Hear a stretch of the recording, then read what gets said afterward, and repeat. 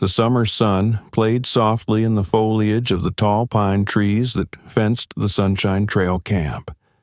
The narrow road leading to the gate was decorated with brightly colored flags waving in the breeze.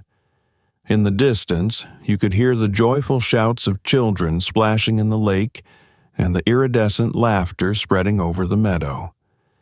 It seemed that this place was created for happiness, friendship, and new beginnings. Janiyah stood beside her mother, clutching the straps of her large backpack.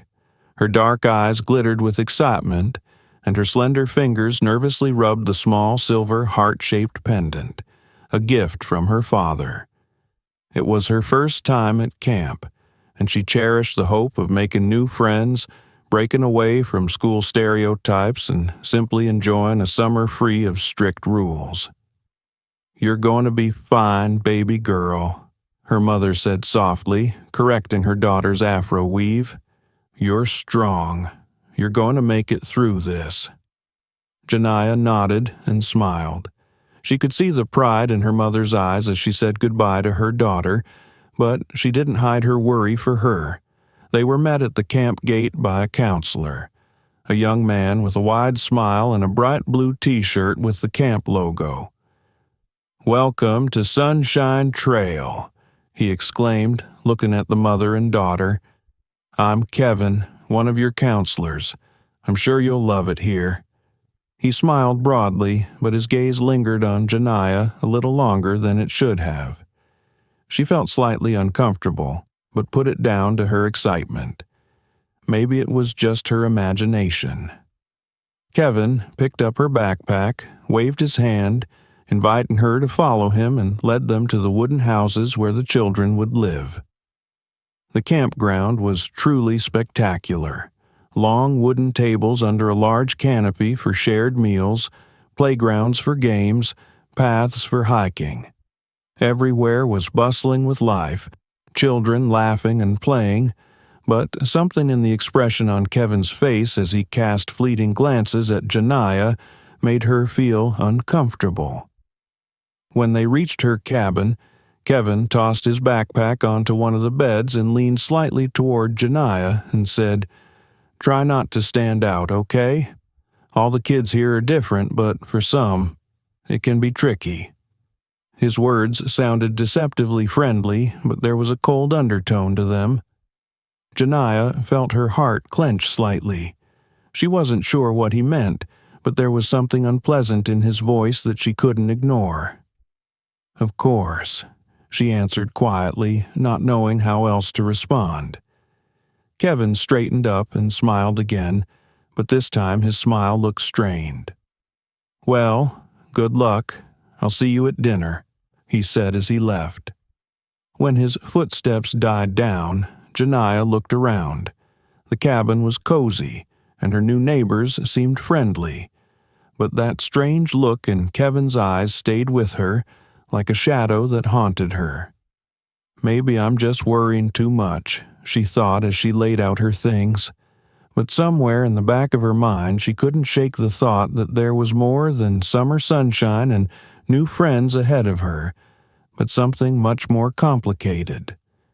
The day started with bright sunshine and the energetic shouts of children preparing for their morning activities. The counselors gathered at the central pavilion to hand out assignments and assign groups to activities. Janiyah, like everyone else, stood in a slender line, waiting for her name to be called. She felt a bit like a stranger, but hoped the morning would bring her joy and a chance to make friends. Kevin stepped forward with the sign in his hands. His voice boomed loudly as he read out the names of the children. "Taylor, Emily, Carter." His voice was clear, but when he got to Janiyah's name, he stopped abruptly, as if he had forgotten what it sounded like. "-J. Janiyah? Is that even a name?" His tone was mocking, and his eyes glittered with a cold grin. The guys around them began to giggle quietly. Janiyah felt her cheeks begin to burn with shame. She nodded quietly, trying not to meet his gaze. "Oh, sorry. I'm not used to such Exotic names, he continued with a fake smile, emphasizing the word exotic.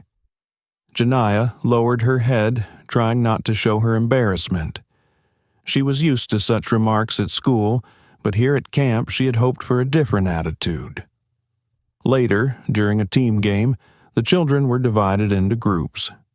The task was simple: to build a fortress out of materials. Janiyah, who was in a group with other girls, quickly got involved in the process. She suggested using strong branches and some old boards they had found nearby. "Look, Ms. Architect, this isn't Africa," Kevin interrupted as he passed by. "We build real fortresses here, not huts." His voice was loud, and the other children giggled. Janiyah froze. Her words stuck in her throat and her face flamed with humiliation. She didn't know how to react. For a split second she wanted to drop everything and leave, but instead she clenched her teeth and continued her work, pretending she hadn't heard. Another unpleasant incident occurred during lunch. Janiyah sat down at the communal table with a plate of pasta, trying to get a seat close to the girls she had met in the morning. Kevin, passing out bread and drinks, stopped by her table and, smiling, remarked, "Janiyah, you're probably not used to this kind of food, are you? Do you miss your spices?" He said the last word sarcastically, as if he was emphasizing it on purpose. The girls around them fell silent, and then someone giggled again. Janiyah only muttered, "No, it's okay." But her voice trembled. She felt like she was in a glass cage where every move she made, every reaction she made, was an occasion for ridicule. By evening, Kevin had found another opportunity to emphasize his dislike. During the campfire, he told the children stories and then began handing out assignments to perform skits. When it was Janiyah's turn, he said, "Can you play, I don't know, I guess a hunter? That's closer to you, right?" His tone was so dismissive that the girl's chest tightened. She tried to smile, but it was a weak, strained smile. No one but her seemed to notice the obvious bias. Janiyah quietly took a step back and let the others take her place in the scene, hoping no one would notice her embarrassment.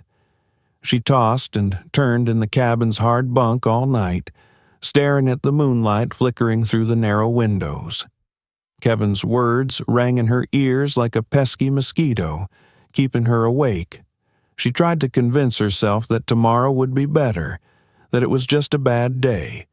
But somewhere in the back of her mind she felt that this humiliation was only the beginning. Mornings at the camp began normally, with the buzz of voices, the noise of breakfast being served, and the counselors directing the children to their activities. But for Janiyah, the mornings were increasingly becoming a challenge.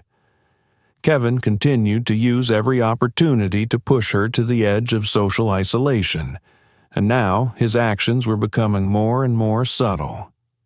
The next day, Kevin announced that each group of children should prepare a project to build a makeshift tent in the forest. Janiyah tried her best to be active in her team, suggesting ideas and gathering materials. But Kevin quickly ruined her attempts. "Hey, Janiyah, why don't you stand aside?" he said with a slight sneer in his voice. "Let the others work. What if you mess it up?" The kids looked over at each other. A few began to giggle, picking up on his tone. One of the boys grinned. "Yeah, it should be straight here, not like your hair," he added, looking at her natural curls. Janiyah felt her eyes fill with tears, but she quickly looked away, trying to keep her composure. She stepped away from the group, feeling that her presence here had become inappropriate. No one stood up for her. No one even looked her in the eye. At the evening event, Kevin suggested that the kids have a mini Olympics with contests and games. When it came time to choose the teams, he made sure that Janiyah was the last one to be chosen. No one wanted to say her name, and eventually he waved his own hand. "All right, Janiah, come here. Let's not leave you all alone." This comment elicited chuckles from the others. Throughout the games, he had purposely emphasized her failures, raising a laugh every time. Well, no wonder. Who would have thought you'd be the slowest? Maybe you should just support others instead of participating. After each remark, the children looked at her as if she were an outsider. Some whispered, some laughed openly. Her confidence melted with every word, like ice under the scorching sun. At lunch, the next day, Janiah picked up her tray and stood in line for food as usual. Kevin was standing at the serving line, setting out portions. When she approached, he pretended not to notice her, passing the kids behind her. When she hesitantly tried to remind herself, he responded sharply. "Wait, you've gotten too much already. Or was that yesterday? You're all so similar, it's hard to tell." The children around them giggled. Janiah put down the tray and stepped aside, losing her appetite. She tried to keep her cool, but something broke inside her. She felt completely isolated. Kevin had made her believe that no one would support her. No one would take her side. One day, Kevin used an even meaner trick. He gathered all the children in the forest for a hike together. Before setting off, he checked to make sure their backpacks were properly packed. When he approached Janiah, he defiantly took a bottle of water out of her backpack. "What is this? You stole it from the dining room," he said loudly so that everyone could hear. "No," Janiah objected, feeling her voice tremble. "This is mine." "Really? I wonder how it got there," he said incredulously, lifting the bottle so the kids could see it. "Maybe it's a misunderstanding, or maybe you just don't know the rules," the children whispered. Some of them grinned, others threw slanted glances at her. "Well, we'll figure it out later," he added with feigned kindness. "In the meantime, leave your backpack here. You can go without it." She didn't say a word. She knew that any word would only make the situation worse. She walked behind the group the entire hike, without water, feeling the stares of the children drilling her back. Kevin was a master manipulator. He skillfully created situations where Janiah became an outcast and his actions looked like simple jokes or mistakes. Every day at camp turned into a battlefield for her, where she could neither defend herself nor find allies. Her confidence gradually crumbled, giving way to despair and loneliness. But Janiah knew one thing. She must endure. She couldn't let herself break. Not here, not now. Janiah began to feel that every day at the camp was not just another challenge, but a carefully planned trap. Kevin, hiding his actions behind a mask of friendliness, was increasingly turning her into an object of ridicule. He made her feel guilty, helpless and alien, constantly pushing the children around her to humiliate her. During the morning orienteering assignment, Kevin gathered the kids into groups and handed out maps to everyone. He smiled as he handed out instructions, but as he approached Janiah, he stopped with feigned surprise. "Oh, sorry. I forgot that you probably don't know how to read maps. You don't likely have one of those at home, do you?" The children laughed. One of the boys grinned. "She probably only has stars and palm trees instead of navigation." Janiah clutched the card tightly, trying to hold back her tears. She knew that if she showed her pain now, it would only give him pleasure. Her fingers trembled as she looked at the map, determined to try and complete the task after all. But every step she took was accompanied by Kevin's loud comments. "Are you sure this is where you're going? I wouldn't be surprised if you got lost again." The children, hearing his words, laughed loudly. Janiah was once again the center of ridicule, as if it were her usual place. The next day, Kevin organized a game of tug-of-war. He divided up the teams, making sure that Janiyah was the only girl in the group with the stronger boys. When her team started to lose, Kevin loudly announced, "Well, maybe you just don't have enough willpower, or someone who can even work as a team." All eyes turned to Janiyah. Her companions began to rebuke her loudly, accusing her of weakness. One of them even muttered, "Why is she even with us? She's ruining everything." She stood with her eyes downcast, feeling the heat of shame rise up her face. Kevin seemed to savor this moment. His lips curved in a satisfied grin. In the evening, the children gathered around the campfire, where Kevin invited each of them to tell something about themselves. When it was Janiyah's turn, he interrupted her in the middle of telling her about his family. "Wait a minute," he said, frowning. "Is it true you have some kind of insect eaten in your house? I've heard it's a tradition." One of the children burst out laughing. Another said loudly, "Aha! She must have come straight from the jungle." Janiyah tried to object, but the words stuck in her throat. She remained silent, her head down, while the laughter continued to echo around her.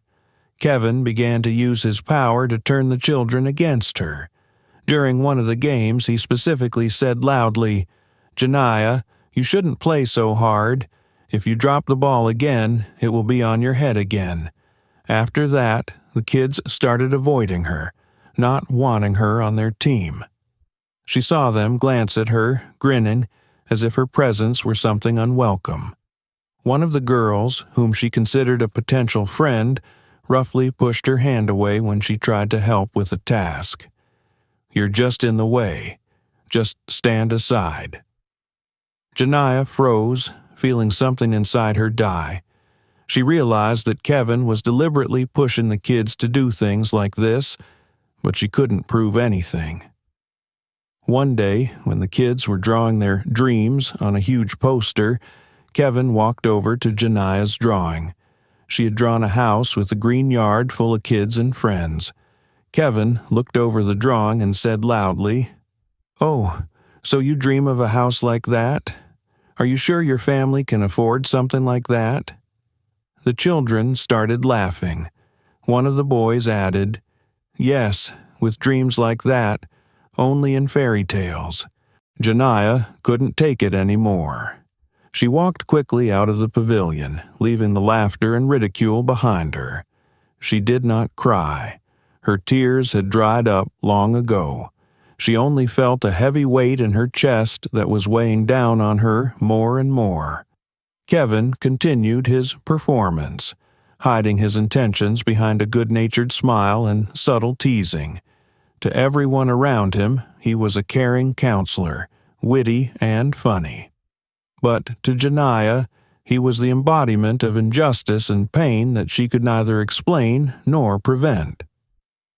All of this was proof to her that she was alone in this camp. It all started on Friday morning, when Kevin announced that the kids would be participating in a talent show organized in the evening. The counselors divided the kids into groups and asked them to choose a performance: skits, songs, dances. Janiyah found herself in a group with two girls who hardly spoke to her anymore because of Kevin's taunts. "Okay," one of the girls said with an indifferent tone. "You can just stand aside. We'll do it ourselves." Janiyah felt a prick of pain, but remained silent. She didn't want to draw attention to herself, knowing that any word she spoke would be used against her. Her quiet presence was already a cause for ridicule. As the kids began to rehearse, Kevin grinned as he approached their group. His eyes glittered with hidden sarcasm. "Oh, aren't you participating?" he asked Janiyah, folding his arms across his chest. "Or are your talents too special? Why don't you show us a traditional African dance, or sing something in your own language?" The children around them laughed. Janiyah shook her head silently, gritting her teeth. So, that's what I thought, he continued, his voice louder. No talent, then. Well, not everyone can be a star, right? The evening came. On the stage, the children sang, danced, and performed small skits. The hall was full of laughter and applause. Kevin, who acted as the host, seemed cheerful and charismatic. No one even suspected that his smile hid a poisonous cruelty. When it was Janiah's band's turn, Kevin, holding the microphone, announced loudly, "And now we have a group of, what's their name? Ah, yes, Janiah and company coming out to join us." He emphasized her name on purpose, forcing the audience to pay attention to the girl who was already feeling uncomfortable. When the band took the stage, the girls on her team took over the whole number, not even leaving her a role. She just stood to the side, not knowing where to go. After the show, Kevin took the microphone and added, "So, Janiah, is that it? You stood there so quietly, I thought you were blessing us all. Maybe it's a tradition." Laughter filled the hall. Some of the children shouted, "Or maybe she just doesn't know what to do." Janiah felt her chest tighten. It felt like the walls around her were pressing down on her. She tried to focus on her thoughts so she wouldn't cry in front of everyone. After the show, as the kids were leaving, Kevin gathered everyone around the campfire to discuss the day's results. He invited everyone to say what they had enjoyed the most. When it was Janiah's turn, he turned to her abruptly. "What do you say? Or do you have no thoughts as well as talent?" The children laughed again. One of the boys added, "Maybe she still needs to think about it, or ask her parents how to answer." Kevin smiled, turning to the crowd. "Yes, that would be helpful. Though maybe her family is too busy to explain such simple things." That phrase hit Janiah the hardest. She loved her family, proud of her parents who had always supported her. But now they had been touched in a humiliating way, and she felt even more vulnerable. That night, Janiah couldn't sleep. She sat on her bunk with her arms wrapped around herself, trying to keep the tears from escaping. She thought about everything that had happened in the last few days. Kevin had purposefully humiliated her, doing it in such a way that no one around her would take his words seriously. To everyone, they were just jokes, good-natured comments. She could complain. But to whom? The camp authorities? They'd probably think it was an exaggeration. The other counselors? They're Kevin's friends, after all. Even the kids who might have supported her were laughing with him now. Janiah felt completely alone. She knew the truth was on her side, but she was afraid that if she spoke, she would become an even bigger target. Her heart ached, and her thoughts seemed like a dark whirlwind. But somewhere in the back of her mind, she knew that this camp was a temporary test. She had to persevere. Her parents had taught her that the truth would always find a way. She gritted her teeth, staring at the stars outside the window. A spark began to ignite inside her, small but bright. This wasn't the end. She would make it through. She must. Janiah woke up the next day with a firm decision. She would no longer remain silent. Her heart was heavy, and her thoughts were confused, but there was a spark of struggle inside her. She decided she would try to talk to someone who could understand her.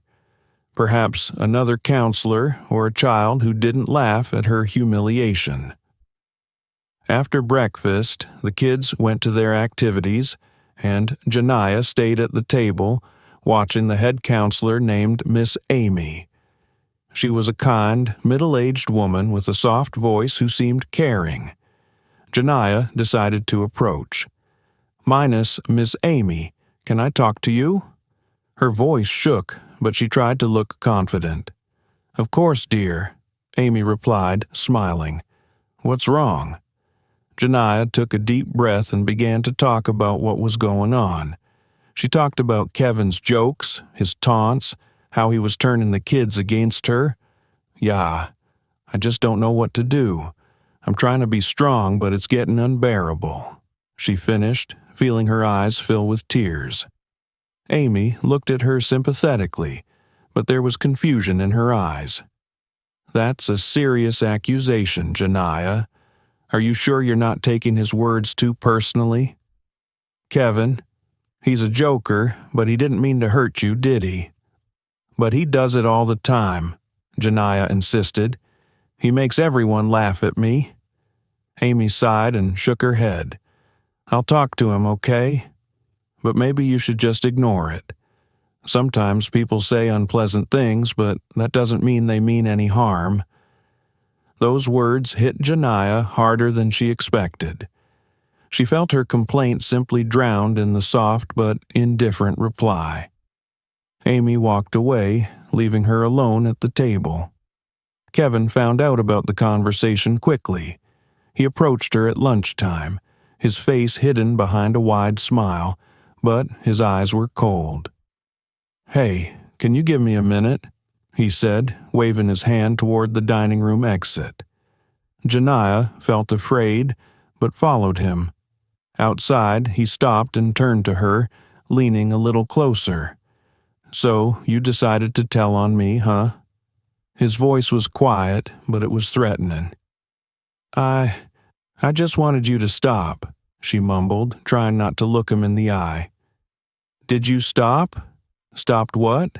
Making jokes? Being a counselor?" His voice was getting louder and louder. "You know what, Janiyah? You just can't handle the pressure. Maybe it's because you're not used to the rules." She remained silent, clenching her fists, but everything was boiling inside her. "And one more thing," he added, his voice even more icy. "Next time, think twice before you complain, because everyone here loves me. And you? Well, you're nothing but trouble." He walked away, leaving her standing there with a feeling of utter powerlessness. Kevin got even tougher. He began to openly mock her in front of the children, adding more and more racist comments. During one of the games, he deliberately chose her first for a competition where she had to run fast, knowing that she would fail. "So, Janiyah, show us how fast you can run. It must be in your blood, right?" The children laughed. One of them shouted, "Aha! She must be the fastest to run away."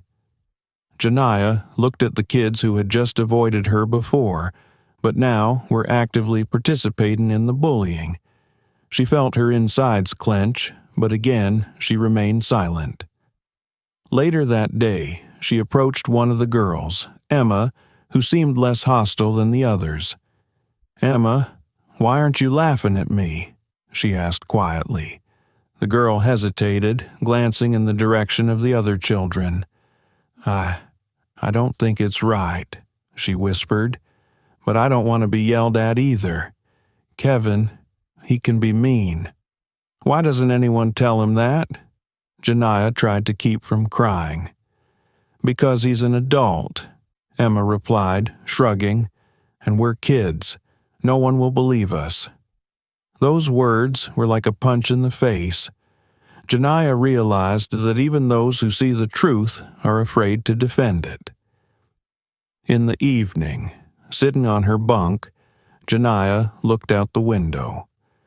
Her heart was filled with anger and despair. She tried to fight, but everything turned against her. Kevin seemed untouchable, and his actions seemed justified in the eyes of everyone around him. But something inside her still whispered, "Don't give up. This isn't over." She gritted her teeth, feeling her resolve grow stronger. She knew she had to find a way to break this system, even if no one believed in it. The shadows of the forest outside the window whispered to her of struggle, and her own voice inside told her that her moment would yet come. Saturday night at the camp was quiet. The kids played on the playground near the central pavilion, and the counselors sat around a table discussing plans for the next week. Janiyah tried to stay out of the crowd, busily drawing in her sketchbook under one of the trees. She just wanted to get through the rest of her days and go home, to a place where she wouldn't be ridiculed for her skin color or background. But fate had its own plans. Kevin, as usual, was joking around with the other counselors. His loud laughter echoed throughout the clearing as he talked about his work with the children. He said he knew how to keep them under control and hinted that some kids at camp needed special treatment. At some point, the head counselor brought a stack of papers, registration forms and questionnaires to be laid out. Kevin looked lazily through the papers and suddenly came across a name, Janiyah Matthews. Underneath it was the name of Lauren and Elijah Matthews, her parents. Her father's name instantly caught his attention. He'd heard it somewhere before. Rewinding the memory in his head, he suddenly recalled a news article he'd read a few months ago. Elijah Matthews is a prominent civil rights attorney whose high-profile cases against racial discrimination have made headlines more than once. His wife, Lauren, is an activist who heads charities that protect the rights of black children. Kevin froze in place, feeling a cold sweat run down his back. His eyes narrowed, and he looked back toward the clearing where Janiyah sat alone under a tree. "Is something wrong, Kevin?" one of the counselors asked, noticing his confused expression. No, it's fine," he answered quickly, folding the papers. But he was seething inside. He remembered all his actions over the past few days, the taunts, the insults, the manipulation. He realized that it could all backfire on him if the Matthews family found out about his behavior. These people aren't just parents. They are a force that could destroy his career, his reputation, and possibly his entire life. Later that night, when the children had gone to their cabins, Kevin, filled with inner tension, walked to her cabin. He found her sitting on the doorstep, her notebook lying next to her. "Hey," he said, trying to sound calm, but there was a harshness in his voice. "I need to talk to you." Janiyah raised her head, looking at him warily. "I found out who your parents are," he said in a quiet, squeezed voice. "And you know what? You think that gives you the right to complain? That if you tell them, they'll decide everything for you?" "I didn't say anything," she whispered, feeling her heart pounding in her chest. "Then don't," he hissed, leaning closer. "You don't want to know what happens to people who talk." His words were threatening, but there was a hint of fear in them. He tried to show that he was in control of the situation, but his tense movements betrayed his uncertainty. By morning, word began to spread. One of the kids overheard Kevin talking to another counselor, where he mentioned the name of Janiyah's father. Within hours, the entire clearing was buzzing with rumors. Is her father a famous lawyer? Zrania, is she from a family of rich people? The children began to regard her with a new caution. Some tried to talk to her, hoping she would remember their kind words. Others simply avoided her, unsure how to respond. Kevin, on the other hand, was on the verge of panic. He tried to hide his anxiety, but he was increasingly mistaken in his actions, becoming irritable and withdrawn. In the afternoon, the parents of one of the children arrived unexpectedly at the camp to see their son. When they learned about what was going on, including the reputation of Janiyah's parents, they casually mentioned it in a conversation with the camp director. "We hear you have the daughter of a prominent activist here.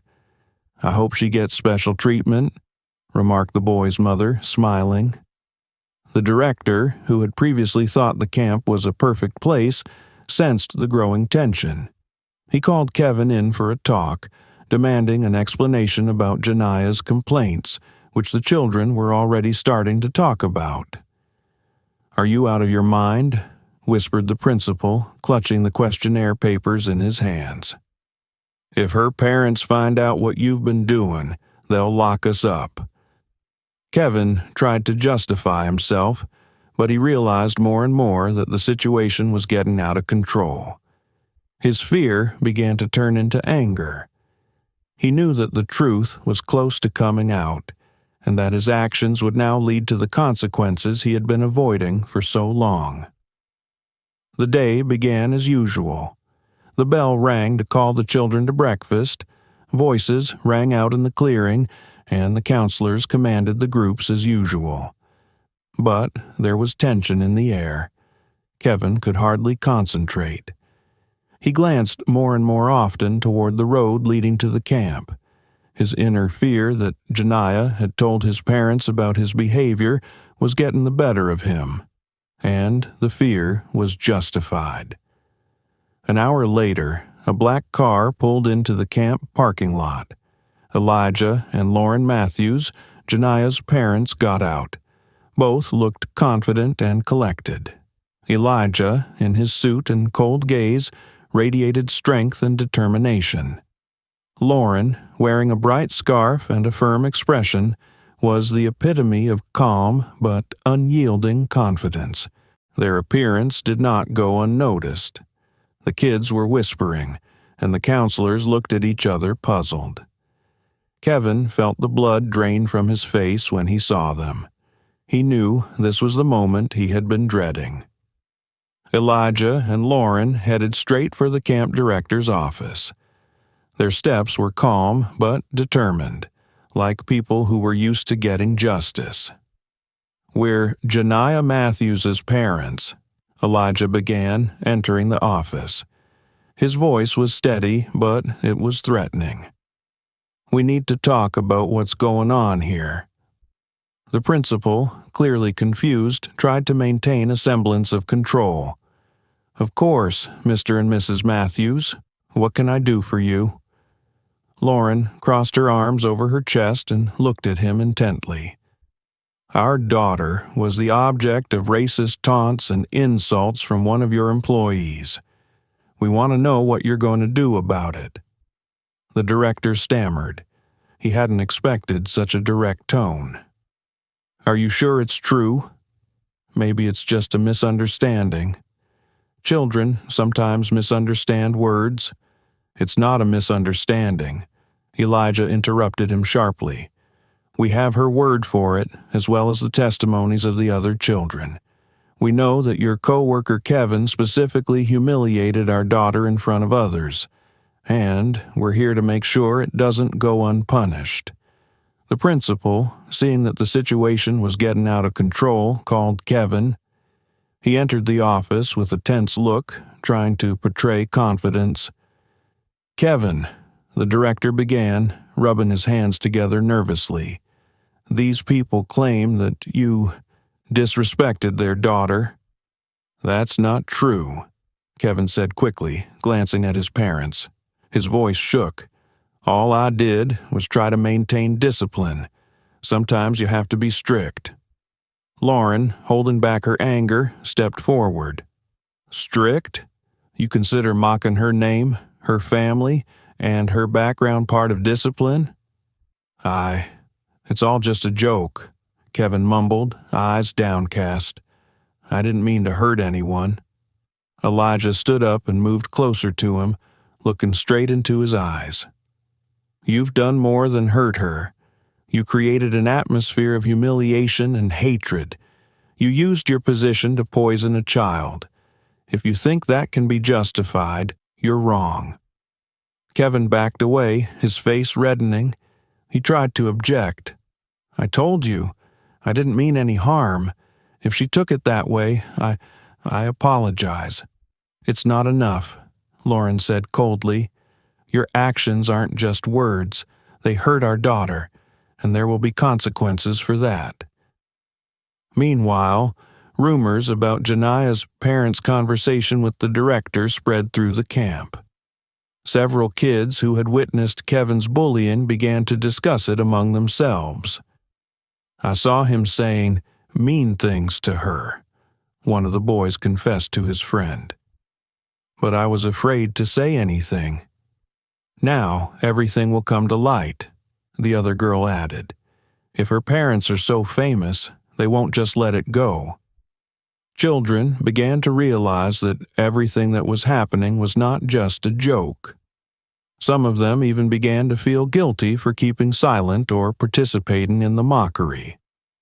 When Lauren and Elijah met with their daughter, she was finally relieved. They hugged her, letting her know she was no longer alone. "We're with you," Lauren said, holding her hands. "No one will ever humiliate you again." "We'll figure it out," Elijah added, "but we need you to tell us everything. Don't be afraid." Janiah finally let herself cry, talking about all the humiliation she had endured. Her voice shook, but she felt stronger knowing she had support. Elijah and Lauren insisted on meeting with the camp leadership and other counselors. During the discussion, it came out that some staff members had witnessed Kevin's behavior but were afraid to speak up. Several parents, upon learning of the situation, expressed outrage, and the camp leadership was under tremendous pressure. "We demand that Kevin be fired immediately," Elijah said at the meeting. "Moreover, we intend to file a formal complaint." "We can't just," began the principal, but Lauren interrupted him. "You can and you will, because if this isn't resolved here and now, everyone will know about it, and we will make sure that your camp can never function again." Under pressure, management agreed to fire Kevin. They tried to offer the family compensation, but Elijah refused. "We're not here for money. We're here for justice." Kevin, realizing that his career was over, tried to find excuses, but it only made his situation worse. His actions became public, and he soon found himself at the center of a scandal. His name appeared in articles about racism and abuse of power. For Janiah, this was the beginning of the end of her suffering. She no longer felt alone and helpless. Her parents had made her realize that the truth would always win, even if the path to it was long and difficult. A story that began as a personal challenge for Janiah grew into a high-profile case. The girl's parents went beyond talking to the camp authorities. They knew that single action might not bring lasting change. For Lauren and Elijah Matthews, this wasn't just their daughter's case, it was a symptom of a broader problem that couldn't be ignored. After returning home, Lauren wrote a social media post detailing what happened to her daughter at Camp Sunshine Trail. She described the humiliation Janiah endured, Kevin's behavior, and the indifference of the camp's management. The post was accompanied by the words, "When the system allows adults to demean children based on their skin color, it affects every one of us. We cannot be silent when racism hides behind jokes and indifference." The post quickly gained popularity and was soon reposted by other activists, bloggers, and journalists.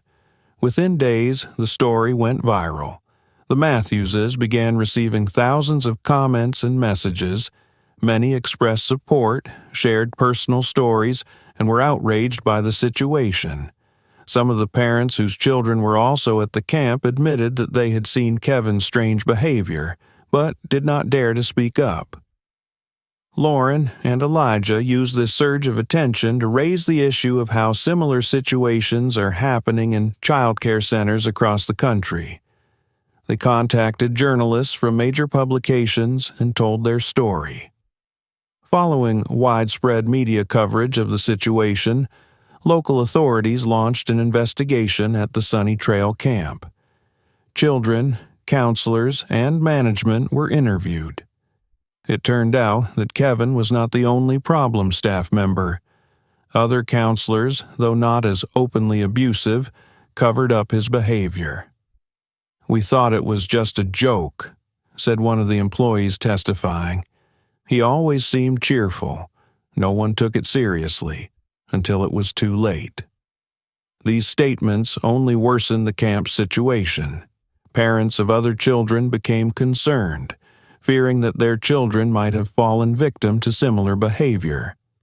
Some demanded a refund for the shift, while others threatened to sue. Kevin, who was fired immediately after the incident, was also in the spotlight. His name became associated with racist scandals. He tried to justify himself by giving interviews to local media. "I was never a racist," he claimed. "All I did was make jokes. People have gotten too sensitive. It's all fiction to ruin my career." But his words did not convince the public. It soon became clear that this was not the first time Kevin had exhibited such behavior. Several of his former colleagues from other camps reported instances of him making racist jokes and mistreating children. This evidence became key in the case against him. Janiah's parents sued for moral damages and violation of their daughter's rights. The Matthews lawyers prepared the case with impeccable precision. The Sunny Trail camp was under the threat of closure.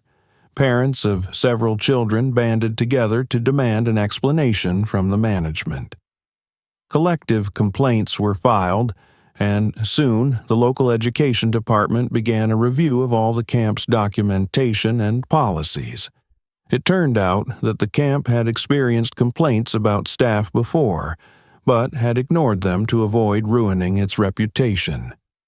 These revelations were the final blow. The camp management announced a temporary closure to carry out internal reforms.